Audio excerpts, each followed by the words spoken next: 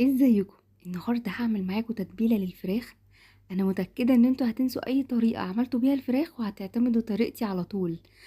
بصوا اللوحه الفنيه دي، انا هقول لكم اتعملت ازاي بطريقه سهله وطعمها روعه. روعه بجد. بجد جربوا الطريقه دي في تتبيله الفراخ وبجد هتنبهروا من جمالها. يلا نبتدي.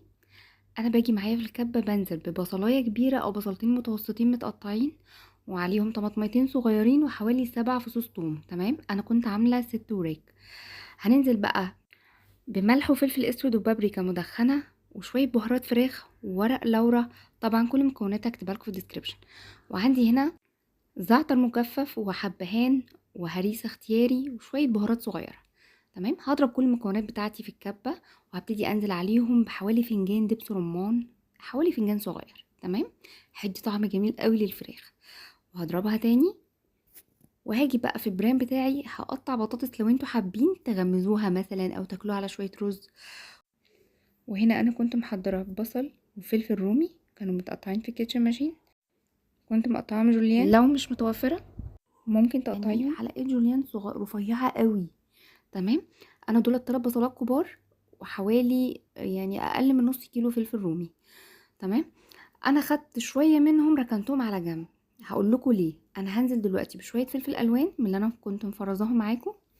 تمام، وهنزل بقى بتتبيله الفراخ اللي احنا جهزناها مع بعض على شويه من البصل والفلفل. يعني انا نزلت بالجزء الاكبر على البطاطس وقلبتها كويس جدا في البرام بتاعي، والجزء التاني نزلت عليها بفلفل الوان. طبعا لو عندكم فريش ممكن تقطعوه وتحطوه على التتبيله.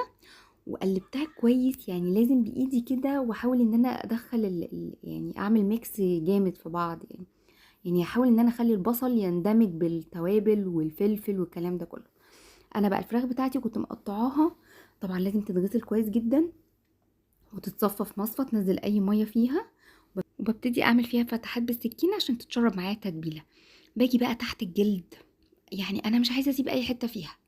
تمام، بحاول اشبعها بالتتبيله كويس جدا. تمام، اهم حاجه انا بنقع الفراخ حوالي يعني 10 دقايق ربع ساعه في ملح وليمون. دي خطوه اساسيه بعد ما انضفها واتخلص من اي زفاره فيها. تمام، انا حبيت اوريكم شكل الورك وانا بتبله.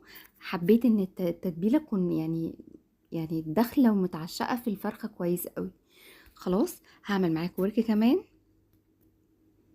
تمام، الفتحات اللي هي في الفرخه دي بتساعد ان التتبيله تخش جوه اللحم، يبقى كله جوسي كده ومتبل معاه كويس. تمام، انا هخلص الكميه كلها وهرصها. هحاول ان انا في البرام هنا على البطاطس والبصل اللي من تحت هنرصها عليهم.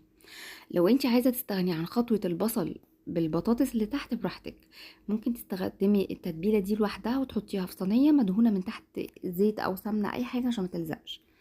تمام، انا هنا كنت تبلت فراخ معايا وسبتها حوالي 6 ساعات في التلاجة. تمام، ممكن تعمليها الصبح بدري وتسيبيها تتبل في التلاجة براحتها. ممكن تعمليها من قبلها بيوم بالليل، لان كل ما اتبلت كل ما قعدت في التتبيله كل طعمها ما كان احلى. تمام، انا هنا كنت نزلت بحوالي معلقه كبيره سمنه بس بوزعها في النص كده حتت صغننه في كل برام.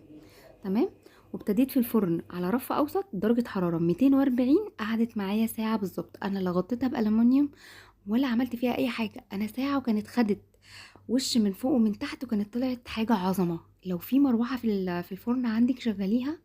مفيش مروحه، بعد ساعه هنبتدي نشوف اللحم بتاعها لو استوى نفتح عليها الشوايه. ما تنسوش تدعموني بلايك وسبسكرايب وقولي لي رايكم في الكومنتات.